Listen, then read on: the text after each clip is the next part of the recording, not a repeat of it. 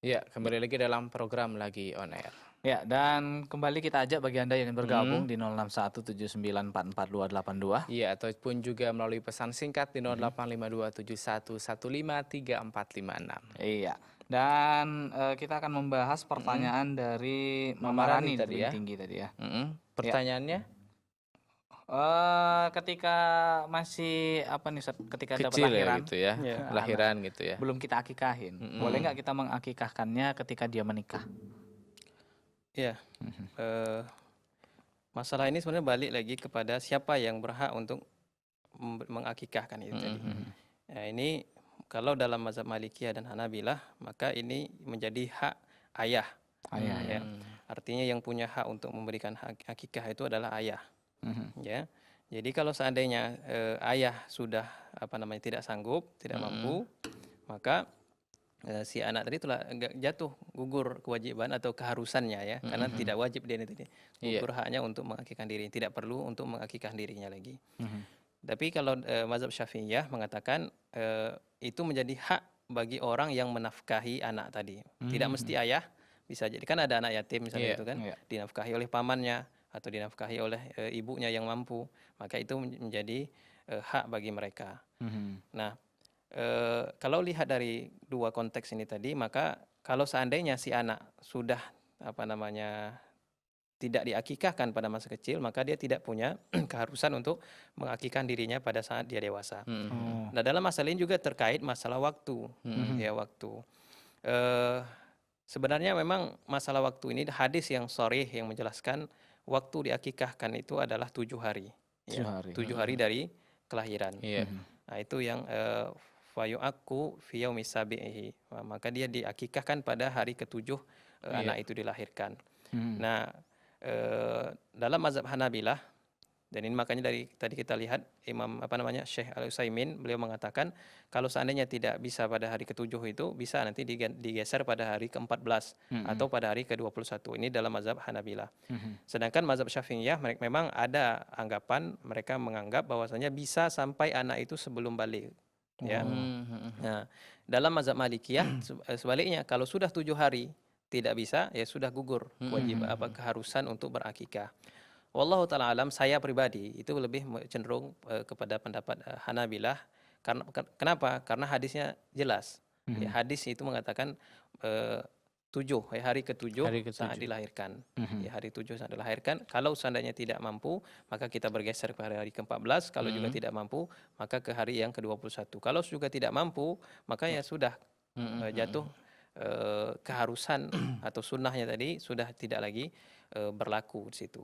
Wallahu taala alam. Baik, baik. Nampaknya ada penelpon, kita angkat dulu Kita apa angkat tuh? dulu ya. Ya, halo, assalamualaikum. Waalaikumsalam warahmatullahi wabarakatuh. Baik, Ustaz. dengan siapa dan di mana? Aisyah di Serang Bedaji, Ustaz. Iya, silakan silakan pertanyaannya. pertanyaan. Assalamualaikum warahmatullahi wabarakatuh, Ustaz. Assalamualaikum. Waalaikumsalam warahmatullahi wabarakatuh. Anak ada beberapa pertanyaan ini, Ustaz ya. Kalau seandainya ini Ustaz simpulkan ya, Ustaz ya. Kan anak mengadopsi seorang anak gitu, Ustaz. Iya. Kan anak tadi itu kan masih memiliki kedua orang tua gitu kan, Ustaz. Apakah saya ini kalau mau saya mengadopsi dia, bisa kita mengakikahi dia gitu, Ustaz. Apakah orang tuanya kandung yang berhak gitu, Ustaz? Karena Baik. kita kan sebagai ibu asuhnya gitu kan, Ustaz. Itu bagaimana hukumnya, Ustaz? Iya. Itu saja pertanyaannya saya. Baik. Ustaz, syukran, Ustaz. Afwan. Assalamualaikum warahmatullahi wabarakatuh. Waalaikumsalam warahmatullahi wabarakatuh ya.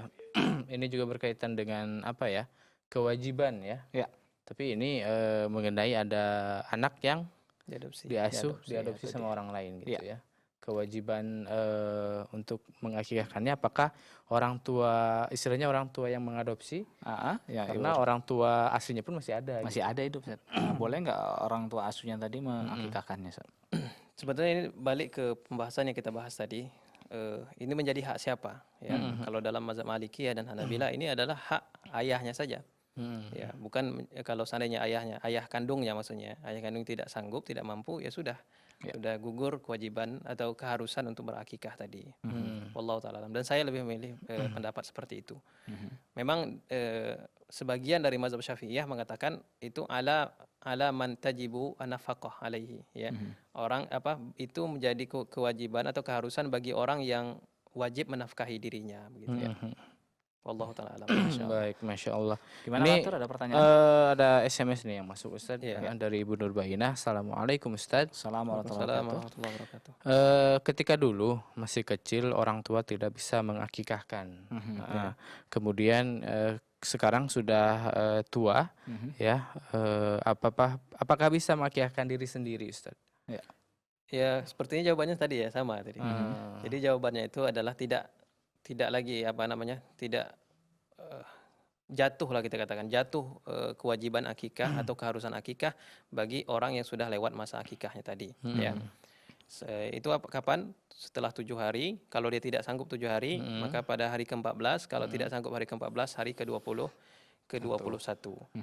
Ini semua mazhab, bahkan mazhab Syafi'i yang mengatakan boleh untuk ditunda sampai sebelum akhir balik, itu kan memberikan batasan sebelum akhir balik. Nah, orang menikah itu biasanya setelah balik. Gitu. Jadi tidak ada lagi kewajiban, tidak ada keharusan bagi kita yang sudah dewasa ini tadi waktu masa kecil belum diakikah untuk mengakikahkan diri. Wallahu ta'ala. Baik, Masya Ya, Allah. Terima ada kasih atas penelpon? jawabannya. Iya, Kembali kita angkat.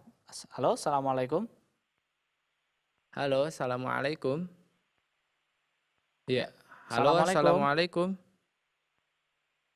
Iya, kita coba sambungkan terus. Halo, assalamualaikum.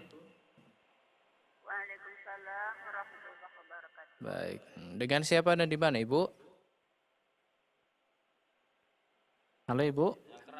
Halo Ibu, silakan dengarkan lewat handphone saja Ibu. Ya. Silakan Ibu. Assalamualaikum Ustaz. Waalaikumsalam Waalaikumsalam warahmatullahi wabarakatuh. warahmatullahi wabarakatuh. Saya mau bertanya nih, Ya, Bu. mengenai akikah. Bagaimanakah kita kalau akikah anak kita, di saat keponakan kita mengadakan walimah, Ya. terus kita serahkan dagingnya untuk mereka itu gimana Ustaz?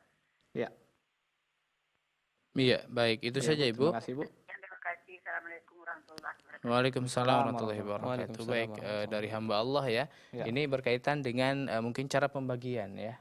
Pembagian daging Daging akikah ya, apakah ada walimah ataupun juga langsung diberikan Iya. dalam bentuk daging mentah atau harus misalkan udah diolah gitu Ya, ya. dan kasus dari Ibu ini tadi katanya pas diakikahkan di walimahan tersebut nih Pak Ustadz. Boleh nggak daging akikahnya tadi disantap rame-rame oleh jamaah yang datang ke walimahan menikah tadi?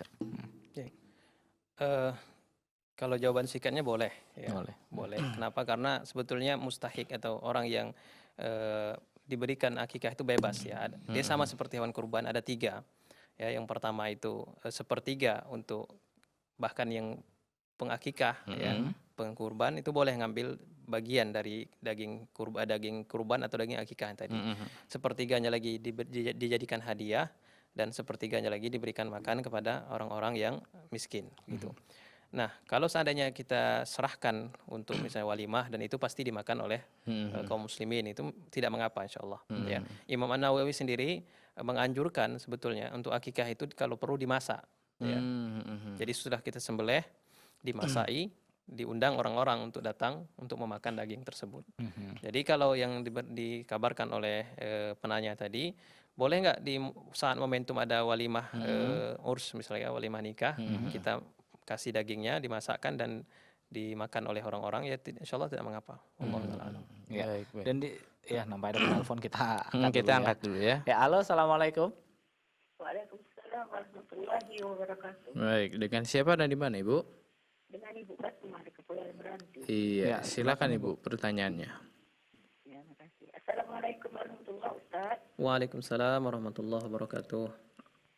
Ini Ustaz, saya mau nanya masalah korban. Jadinya katanya tradisi di kampung saya itu kalau berkorban, orang yang berkorban atas nama yang berkorban itu harus datang dan memegang sembelihan korban itu. Dan pertanyaan saya Ustaz, mohon penjelasannya. Assalamualaikum warahmatullahi wabarakatuh. Waalaikumsalam warahmatullahi wabarakatuh. Baik, dari wabarakatuh. Ibu Fatma ya. Ya. Ini pertanyaan mengenai hewan kurban ya. Pertanyaannya ketika menyembelih kita itu kata beliau apakah disyaratkan untuk datang dan memegang hewan kurban tersebut gitu Ustaz? Ya, ini juga ada beberapa tempat seperti itu ya. Kalau bayi bahkan dibawa bayinya ya ke tempat penyembelihan. Nah, ini sebenarnya tidak disyariatkan dan tidak diharuskan. Ya. Bahkan menjadi masalah kalau seandainya ini diyakini harus. Ya. Misalnya membawa bayi, ini harus gitu. Kalau nggak didatangkan bayinya maka tidak sah gitu. Nah, ini adalah keyakinan ya, keyakinan dalam masalah agama. Tentunya ini adalah kekeliruan. Jadi kalau yang paling penting itu sebenarnya dalam akikah ataupun kurban adalah niatnya tadi. Ya. Kita meniatkan ini untuk akikah dan ini untuk kurban. Tidak mesti orang yang berkurban tadi harus memegang hewan tersebut.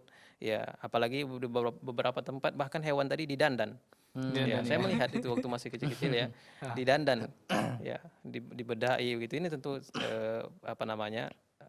penambahan dalam agama yang tidak ada dasarnya. Ya, jadi cukup hewan tadi sehat, memang speknya adalah spek untuk dikurbankan atau untuk diakikahkan dan diniatkan untuk akikah. Tidak mesti anaknya dibawa ke tempat penyembelihan atau orang yang berkurban datang ke tempat berkurban. Ya, begitu. Yang penting adalah niatnya tadi. Ya, sama bacaan ketika menyembelih mungkin bisa di situ misalnya disebutkan bismillah, Allahu akbar, Allahumma laka ilaika zabihatu fulan. Ya, begitu. Baik, baik. Ustaz, sebagai penutup di kesempatan kali ini ada pertanyaan melalui pesan singkat dari Ibu Lina di Deli Serdang. Assalamualaikum Ustaz. Waalaikumsalam warahmatullahi wabarakatuh. Ustaz, katanya yang mengadakan akikah itu tidak boleh menerima amplop Ustaz. Kalau dia sekalian ngundang gitu kan, kayak acara walimah gitu, ada orang yang ngasih amplop gitu. Apakah boleh atau tidak Ustaz? Ini sebetulnya tradisi ya. Saya sebenarnya banyak dari dulu tuh sering mengkoreksi gitu. Ini udah menjadi tradisi dan menjadi semacam keharusan. Kalau kita diundang di walimah-walimah bawa amplop. Gitu. Sebetulnya walimah itu kan sunnah dia, walimatul urus ya, atau walimah apapun ya yang memang dianjurkan. Itu sengaja kita mengundang ya, kita punya mengucapkan rasa syukur, kita berikan orang-orang makan. Kalau sekarang kadang-kadang menjadi bisnis pula. Ya, ada orang kadang sebulan sekali pesta begitu. Tujuannya mengumpulkan ini ya supaya balik modal gitu. Sebenarnya tidak benar ya, kalau niat seperti itu salah. Ya, walimah urus, walimah nikah atau walimah apapun, terlebih lagi akikah ini tadi. Ya, tak boleh itu kita menerima amplop ya untuk itu. Bahkan disampaikan kepada orang yang mau datang, jangan dikasih dalam rangka misalnya diundang makan ngasih amplop begitu. Karena nanti akan berubah itu nilainya. Ya, akan berubah nilainya. Makanya sebaiknya dikasihkan pengumuman kalau memang kita ingin akikah, jangan membawa amplop kedatangan. Ya, saya pernah dapat beberapa orang yang seperti itu. Alhamdulillah, dia SMS atau WA, mohon maaf tanpa mengurangi rasa hormat, mohon untuk tidak membawa amplop gitu. Karena itu sudah menjadi tradisi. Orang karena tidak mau datang ke pesta, tidak mau datang ke undangan kalau nggak bawa amplop gitu. Atau pas kebetulan beliau itu nggak lagi ada uang gitu, jadi nggak datang. Nggak datang gitu. Padahal kewajiban memenuhi undangan itu adalah wajib ya.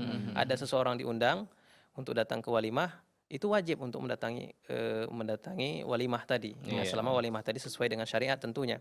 Nah, kadang-kadang terhalang karena ini tak ada uang. Iya, betul. Nah, ini koreksi saya ya, untuk kita semua lah. Itu wallahu ta'ala. Baik, Masya Allah. Ya, nampaknya waktu kita sudah habis. Sebenarnya masih ada beberapa pertanyaan dari saya, namun karena waktunya sudah tidak cukup lagi, ya udahlah, saya tanyakan nanti di luar acara. Di luar acara ya.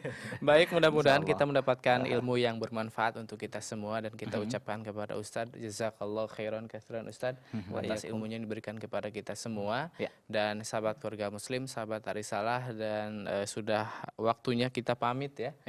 Dan mohon maaf atas segala kekurangan. Akhir kata saya Fatur Rahman Dan saya Selamat Arianto. Ya, pamit undur diri dan wassalamualaikum warahmatullahi wabarakatuh.